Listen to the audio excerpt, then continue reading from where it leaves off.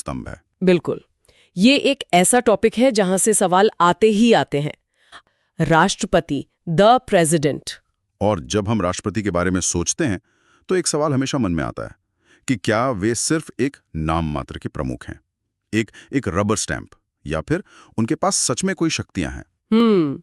ये सवाल हर स्टूडेंट के मन में होता है, और हम ये वादा करते हैं कि इस चर्चा के अंत तक राष्ट्रपति के चुनाव से लेकर उनकी वीटो शक्तियों तक एक भी ऐसा पहलू नहीं बचेगा जो आपके लिए अस्पष्ट हो।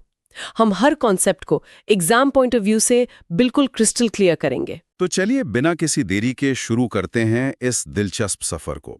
सबसे पहले एक्सपर्ट राष्ट्रपति के चुनाव की ही बात करते हैं। जी। ये प्रक्रिया इतनी अप्रत्यक्ष, इतनी जटिल क्यों है?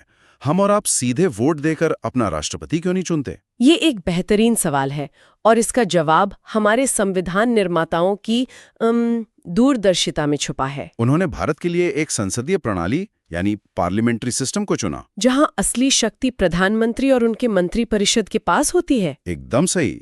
अब सोचिए, अगर राष्ट्रपति का चुनाव भी सीधे जनता करती तो वो भी तो सीधे जनता से ही शक्ति प्राप्त करते हैं ना। हाँ, और तब प्रधानमंत्री और राष्ट्रपति के बीच एक टकराव की स्थिति बन सकती थी। एक शक्ति के दो केंद्र हो जाते कि असली नेता कौन है। बिल्कुल। इसी टकराव से बचने के लिए एक अप्रत्यक्ष चुनाव यानी इनडायरेक्ट इलेक्शन की व्यवस्था की गई, और ये चुनाव एक निर्वाचक मंडल यानी इलेक्टोरल कॉलेज करवाता है। तो ये इलेक्टोरल कॉलेज, जो जैसा आपने कहा परीक्षा के लिहाज से बेहद महत्वपूर्ण है, इसमें कौन कौन शामिल होता है? देखिए, इसमें 3 तरह के लोग वोट डालते हैं। पहला, संसद के दोनों सदनों यानी लोकसभा और राज्यसभा के निर्वाचित सदस्य, इलेक्टेड मेंबर्स। हाँ, इलेक्टेड। दूसरा, सभी राज्यों की विधानसभाओं के निर्वाचित सदस्य। और तीसरा, केंद्र शासित प्रदेश दिल्ली और पुदुचेरी की विधानसभाओं के भी निर्वाचित सदस्य। यहाँ निर्वाचित शब्द पर आपने जो जोर दिया है वो बहुत जरूरी है। इसका मतलब जो सदस्य मनोनीत होते हैं, नॉमिनेटेड मेंबर्स, वो इस चुनाव में हिस्सा नहीं लेते। बिल्कुल नहीं लेते। और ये बात और भी दिलचस्प हो जाती है जब हम आगे महाभियोग की प्रक्रिया को देखेंगे। पर एक और बात जो याद रखनी है, जो राज्य विधान परिषदें होती हैं, लेजिस्लेटिव काउंसिल, हाँ, उनके सदस्य, चाहे वो चुने हुए हों या मनोनीत, वो इस चुनाव में वोट नहीं डालते। ये एक कॉमन कंफ्यूजन पॉइंट है। अच्छा, अब इस चुनाव की प्रक्रिया का एक बहुत खास नाम है आनुपातिक प्रतिनिधित्व के अनुसार एकल संक्रमणीय मत, proportional representation bye means of single transferable vote. ये सुनने में बहुत भारी लगता है। हाँ, लगता है, पर आसान शब्दों में इसका मतलब ये है कि हर राज्य के वोट को उसकी जनसंख्या के हिसाब से एक वजन दिया जाता है, एक वैल्यू दी जाती है। मतलब उत्तर प्रदेश जैसे बड़े राज्य के एक विधायक के वोट की कीमत सिक्किम जैसे छोटे राज्य के विधायक से कहीं ज्यादा होती है। इसका एक फॉर्मूला है, लेकिन एग्जाम के लिए कॉन्सेप्ट समझना ज्यादा जरूरी है। अच्छा, तो ये सिर्फ एक व्यक्ति एक वोट वाला सिद्धांत नहीं है, बल्कि हर राज्य को उसकी आबादी के अनुपात में प्रतिनिधित्व देने का एक तरीका है। बिल्कुल, ताकि राष्ट्रपति के चुनाव में केंद्र और राज्यों के बीच एक संतुलन बना रहे। और हाँ, अगर इस चुनाव में कोई भी विवाद हो जाए, कोई भी डिस्प्यूट, तो उसका फैसला सिर्फ और सिर्फ उच्चतम न्यायालय, सुप्रीम कोर्ट ही कर सकता है, और उसका फैसला अंतिम माना जाएगा। ठीक है, तो चुनाव की प्रक्रिया तो समझ आ गई। अब बात करते हैं उस पद की, शपथ की, जो राष्ट्रपति लेते हैं। वो शपथ लेते हैं संविधान और विधि का परिरक्षण, संरक्षण और प्रतिरक्षण करने की। ये 3 शब्द, प्रिजर्व, प्रोटेक्ट एंड डिफेंड, इनका क्या महत्व है?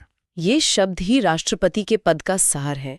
उनकी सबसे बड़ी जिम्मेदारी यही है कि वो संविधान के संरक्षक के तौर पर काम करें। वो ये सुनिश्चित करें कि सरकार, कोई भी सरकार, संविधान की सीमाओं के अंदर रहकर ही काम कर रही है। लेकिन क्या हो अगर राष्ट्रपति खुद ही इस शपथ को तोड़ दें या संविधान का उल्लंघन करें? क्या उन्हें हटाने का भी कोई प्रावधान है हमारे संविधान में? बिल्कुल है, और ये भारतीय संविधान की सबसे मजबूत और सबसे जटिल प्रक्रियाओं में से एक है, महाभियोग यानी इम्पीचमेंट। इसका जिक्र अनुच्छेद 61 में है। और इसका आधार क्या है? मतलब किस वजह से महाभियोग लाया जा सकता है? सिर्फ एक ही आधार है, संविधान का उल्लंघन, वायलेशन ऑफ द कॉन्स्टिट्यूशन। और ये शब्द अपने आप में बहुत व्यापक है। और ये प्रक्रिया शुरू कैसे होती है? ये संसद के किसी भी सदन में शुरू हो सकती है, चाहे लोकसभा हो या राज्यसभा। जिस भी सदन में इसे शुरू करना है उसके कम से कम 1/4 सदस्यों को एक प्रस्ताव पर हस्ताक्षर करने होते हैं। और राष्ट्रपति को एक नोटिस भी देना होता है। हाँ, 14 दिन का एक पूर्व नोटिस देना अनिवार्य है। पर ये तो सिर्फ शुरुआत है, असली चुनौती तो इसके बाद आती है। वो कैसे? इसके बाद उस सदन को अपनी कुल सदस्य संख्या के 2/3 बहुमत से 2/3 majority of the total membership उस प्रस्ताव को पारित करना होता है। ये एक बहुत ही कड़ा बहुमत है। और अगर एक सदन से ये पारित हो गया तो फिर मामला दूसरे सदन में जाता है? हाँ, और दूसरा सदन एक तरह से जांच समिति की तरह काम करता है। वो उन आरोपों की जांच करता है और इस दौरान राष्ट्रपति को अपना पक्ष रखने, अपना प्रतिनिधित्व करने का पूरा अधिकार होता है। अच्छा। और अगर दूसरा सदन भी जांच के बाद उस प्रस्ताव को अपनी कुल सदस्य संख्या के 2/3 बहुमत से पारित कर दे तो उसी क्षण से राष्ट्रपति को पद छोड़ना पड़ता है। ये प्रक्रिया वाकई इतनी जटिल है कि आज तक भारत के किसी भी राष्ट्रपति पर महाभियोग नहीं लगाया गया। आपने पहले एक दिलचस्प बात का जिक्र किया था, मनोनीत सदस्यों के बारे में। हाँ, यही वो विरोधाभास है। संसद के मनोनीत सदस्य जो राष्ट्रपति के चुनाव में वोट नहीं डाल सकते, वो उन्हें हटाने की इस महाभियोग प्रक्रिया में वोट डाल सकते हैं। ये तो बड़ा अजीब है, ऐसा क्यों? क्योंकि चुनाव में वो इसलिए वोट नहीं डालते क्योंकि उन्हें खुद राष्ट्रपति ही मनोनीत करते हैं। लेकिन महाभियोग एक दंडात्मक प्रक्रिया है जिसमें संसद के सभी सदस्य जो संसद का हिस्सा हैं भाग लेते हैं। इसीलिए इस प्रक्रिया को अर्धन्यायिक यानी क्वासी जुडिशियल भी कहते हैं। अर्धन्यायिक मतलब आधी अदालत जैसी? बिल्कुल, क्योंकि इसमें एक तरह की जांच होती है, सबूत देखे जाते हैं और पद से हटाने जैसा बड़ा फैसला होता है जो एक अदालत जैसा काम है। लेकिन ये काम संसद कर रही है, कोई असली अदालत नहीं। इसीलिए अर्ध यानी आधा न्याय। समझ गया। चलिए अब आते हैं राष्ट्रपति की शक्तियों पर। कागज पर तो ये सूची बहुत लंबी और प्रभावशाली लगती है। कार्यकारी, विधायी, वित्तीय, न्यायिक। ऐसा लगता है जैसे देश के सारे बड़े फैसले वही लेते हैं। कागज पर तो ऐसा ही लगता है, जैसे उनकी कार्यकारी शक्तियों एग्जीक्यूटिव पावर्स को ही देखें, भारत सरकार के सारे काम उनके नाम पर होते हैं। वो प्रधानमंत्री से लेकर सुप्रीम कोर्ट के जजों, राज्यों के राज्यपालों और यहाँ तक कि सीएजी और यूपीएससी के चेयरमैन तक की नियुक्ति करते हैं। सीएजी यानी नियंत्रक एवं महालेखा परीक्षक, जो सरकार के खर्चों पर नजर रखता है। ये नियुक्ति बहुत महत्वपूर्ण है। बहुत ज्यादा। सोचिए, सरकार के खर्चों की जांच करने वाले सबसे बड़े अधिकारी की नियुक्ति राष्ट्रपति करते हैं, प्रधानमंत्री नहीं। यह संविधान का एक तरीका है ये सुनिश्चित करने का कि सरकार की जांच करने वाला व्यक्ति सरकार के दबाव में ना रहे। ये चेक्स एंड बैलेंसेस का एक बेहतरीन उदाहरण है। सही कहा। और विधायी शक्तियों, लेजिस्लेटिव पावर्स का क्या? कानून बनाने में उनकी क्या भूमिका है? वो संसद का एक अभिन्न अंग है। संसद का सत्र बुलाना, उसे समाप्त करना, लोकसभा को भंग करना, ये सब उनके अधिकार क्षेत्र में है। और सबसे बड़ी बात, कोई भी विधेयक यानी बिल उनकी सहमति के बिना कानून बन ही नहीं सकता। और यहीं से उनकी सबसे दिलचस्प और शायद सबसे शक्तिशाली शक्ति निकल कर आती है, वीटो शक्ति।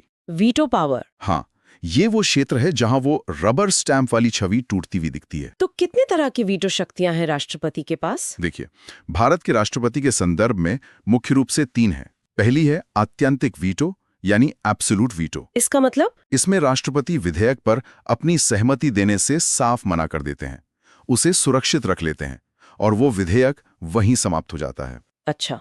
और दूसरी है निलंबनकारी वीटो, सस्पेंसिव वीटो। इसमें राष्ट्रपति विधेयक को, धन विधेयक को छोड़कर संसद के पास एक बार पुनर्विचार के लिए वापस भेज सकते हैं।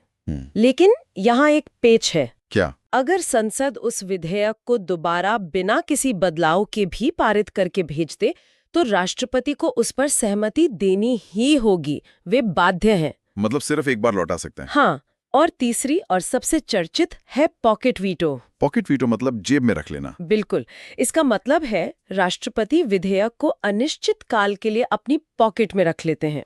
न हाँ कहते हैं, न नहीं वापस भेजते हैं, बस उसे लंबित छोड़ देते हैं। और इसका एक बहुत प्रसिद्ध राजनीतिक उदाहरण भी है जिसने साबित किया कि ये सिर्फ एक किताबी शक्ति नहीं है। हाँ बिल्कुल। 1986 में तत्कालीन राष्ट्रपति ज्ञानी जैल सिंह और प्रधानमंत्री राजीव गांधी के बीच कुछ मतभेद चल रहे थे।